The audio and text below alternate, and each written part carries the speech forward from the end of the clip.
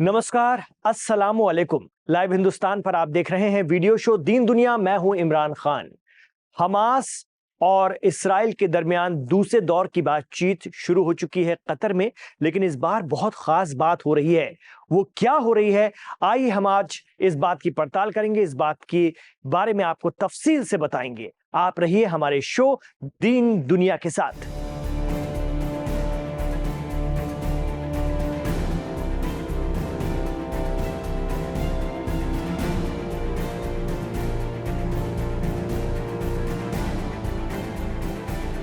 Hamas और Israel के दरमियान चल रही दूसरे दौर की बातचीत से पहले इस्राइल और अमेरिका ने हमास को खूब धमकाया, हर तरह के हरबे इस्तेमाल किए।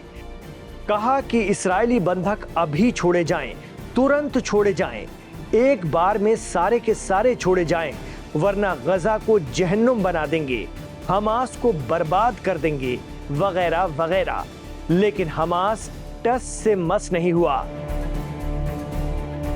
और इन सभी बातों को सीज फायर की खिलाफ वर्जी या उल्लंघन करार दिया। अब हालात ये हैं कि फिर इस्राइल बातचीत की टेबल पर है, उसी हमास के साथ कतर में बात चल रही है। लेकिन इस बार खास बात यह है कि अमेरिका भी इस बातचीत का हिस्सा है। जी हां, अब तक इस्राइल के भरोसे चल रहा अमेरिका अब खुद बातचीत की टेबल पर उतर आया है, बातचीत का हिस्सा बन गया है। इतना ही नहीं, इस्राइल पर भी बातचीत में शामिल होने का अमेरिका ने दबाव बनाया। मीडिया रिपोर्ट्स की माने तो प्रेसिडेंट ट्रंप के खास नुमाइंदे स्टीव विटकॉफ, जो कि मिडिल ईस्ट के मामलों के लिए खास तौर पर जिम्मेदार हैं, वो अब इस्राइल हमास कतर बातचीत में शामिल हो गए हैं। यानी अमेरिका भी अब सीधे दूसरे दौर की बातचीत का हिस्सा है।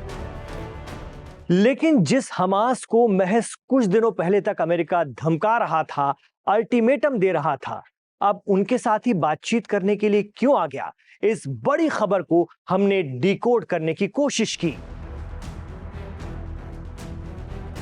इस दौरान हमने एक्सपर्ट से भी बात की। एक्सपर्ट मानते हैं कि प्रेसिडेंट ट्रंप का अपना एक नेचर है, वो पीएम नेतन्याहू के हिसाब से ज्यादा दिन तक नहीं चल सकते। यही वजह है कि ट्रंप नेतन्याहू के खिलाफ हो सकते हैं, लेकिन इस्राइल के खिलाफ नहीं। हो सकता है कि सदर ट्रंप का पीएम नेतन्याहू से भरोसा उठ रहा हो और जिस तरह से उन्हें हर जगह चल रही जंग को खत्म करवाने की जल्दबाजी है, उसमें पीएम नेतन्याहू और उनकी पॉलिटिक्स फिट नहीं बैठती। इस्राइल में कुछ माह में इलेक्शन है। मीडिया रिपोर्ट कहती है कि हालांकि पीएम नेतन्याहू इलेक्शन डेट को आगे बढ़वाने की कोशिश में हैं, लेकिन वो नहीं चाहेंगे कि इलेक्शन में इस्राइल झुकता हुआ हमास के सामने घुटनों पर बैठा नजर आए। इसलिए वो अमेरिका को इन्वॉल्व करते हुए हमास के खिलाफ जंग छेड़ने की कोशिश में रहते हैं। लेकिन प्रेसिडेंट ट्रंप की अपनी सियासत है, वो अमेरिका फर्स्ट की बात करते हैं। साथ ही जहां भी जंग है वहां अमेरिका को सीधे नहीं उतारते, बल्कि दूसरों की मदद करते हैं या फिर मदद से हाथ खड़े कर लेते हैं। इस वक्त ट्रंप का एक ही हदफ है, एक ही लक्ष्य है कि जहां भी जंग चल रही हो, युद्ध चल रहा हो, फिलहाल उसे किसी भी तरह से खत्म किया जाए। यही वजह है कि पीएम नेतन्याहू के हरबों से उलट अमेरिका खुद अब बातचीत का हिस्सा है, उस हमास के साथ जिसे वो दहशतगर्द कहता है, धमकियां देता है।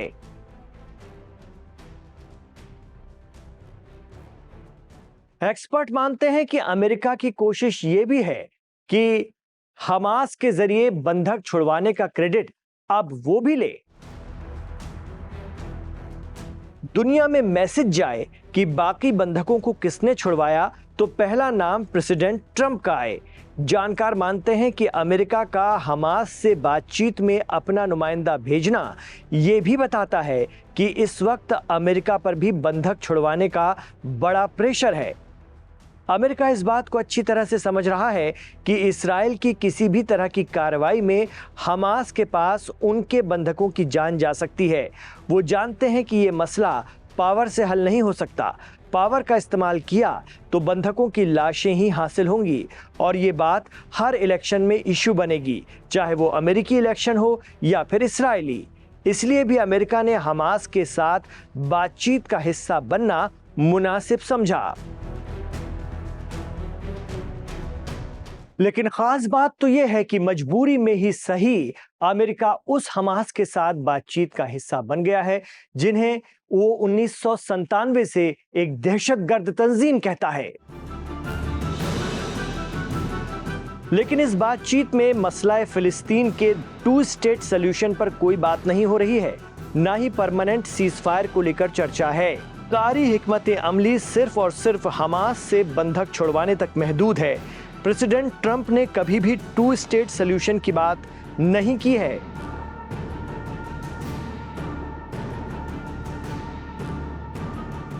जानकार मानते हैं कि इसकी सबसे बड़ी वजह यह है कि ट्रंप अब मिडिल ईस्ट में खुद का यानी अमेरिका का दबदबा चाहते हैं। वो चाहते हैं कि मिडिल ईस्ट में अमेरिका का वर्चस्व, अमेरिका का गलबा कायम रहे और वहां के नेचुरल रिसोर्सेज अमेरिका और यूरोप तक पहुंचें। गजा खत्म होगा तो वहां के समंदर या मेडिटेरेनियन सी की नेचुरल गैस इस्राएल से होते हुए यूरोप को जाने लगेगी। यही वजह है कि सीरिया को डिस्टर्ब करके, उसे कमजोर करके मगरिबी मुल्क गजा से दुनिया की तवज्जो हटाना चाहते हैं। बहरहाल हमास भी अमेरिकी नुमाइंदों से बात कर रहा है। उसने तो गजा में बनने वाली इंतजामिया से खुद को दूर रखने का फैसला किया है, जो इस्राएल भी चाहता है। लेकिन इसके पीछे बड़ी वजह यह है कि ट्रंप या इस्राएल की सोच के मुताबिक गजा के लोग खदेड़े न जाएं। हमास चाहता है कि काबिल अफसर गजा की जिम्मेदारी संभालें और बाद में इलेक्शन के रास्ते बने। हमास जानता है कि इस्राएल के लाख ना चाहने के बावजूद वो गजा में इलेक्शन जीत जाएगा और अपने आप गजा की हुकूमत का हिस्सा बन जाएगा। तो फिलहाल जो बातचीत कतर में चल रही है उसमें हमास के कब्जे से इस्राएल और अमेरिका के बाकी बंधकों को छुड़वाने पर बातचीत हो रही है। पूरे रमजान के दौरान इस्राएल गजा पर कोई हमला नहीं करेगा।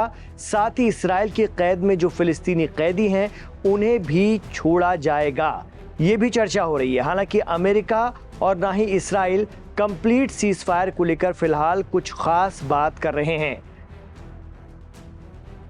तो अमेरिका का बंधकों के लिए ही सही हमास के साथ बातचीत में सीधे उतरना हुआ और फिर इस्राएल का बयान आता है कि हम भी हमास से बातचीत के लिए तैयार हैं। ये हवा में नहीं हुआ है, बल्कि अमेरिका के नुमाइंदे स्टीव विटकॉफ ने दबाव बनाया कि इस्राएल को सीजफायर तो करना ही पड़ेगा। इसके ये मायने भी निकाले जा रहे हैं कि अब सीजफायर या फिर इस मसले का जो भी हल निकलता है वो अमेरिका की निगरानी में ही होगा और इस्राएल वहां अपनी मनमानी नहीं कर पाएगा। तो क्या अमेरिका अब इस्राएल से ज्यादा भरोसा हमास पर कर रहा है? क्या सीजफायर को लेकर इस्राएल सीरियस नहीं है, गंभीर नहीं है? ये बात अमेरिका को समझ में आ गई है। आप क्या सोचते हैं इस बारे में? हमें कमेंट बॉक्स पर जरूर बताएं और आपके जो भी इसको लेकर राय, मशवरे और तासुरात हैं उस पर भी हमें तफसील से बताएं। और आपसे हम ये भी गुजारिश करेंगे कि हमारे चैनल लाइव हिंदुस्तान को सब्सक्राइब जरूर कर लीजिएगा, क्योंकि इसके साथ जुड़ा हुआ है 11 मिलियन से भी ज्यादा सब्सक्राइबर्स का भरोसा, उनका एतमाद। आपसे गुजारिश है इस वीडियो को लेकर आपके जो भी तासुरात हैं हमें कमेंट बॉक्स में बताइएगा और अगर वीडियो आपको पसंद आया है तो आप इसे लाइक जरूर कर दीजिए ताकि ये आगे बढ़ सके, ज्यादा से ज्यादा हिंदी और उर्दू समझने वालों के बीच में देखा जा सके। इमरान खान के साथ आखिर तक कनेक्ट रहने के लिए आपका बहुत बहुत शुक्रिया। अपना ख्याल रखिएगा। रमजान का बाबरकत महीना चल रहा है, अपनी दुआओं में, अपनी प्रेयर्स में हमें भी याद रखिएगा।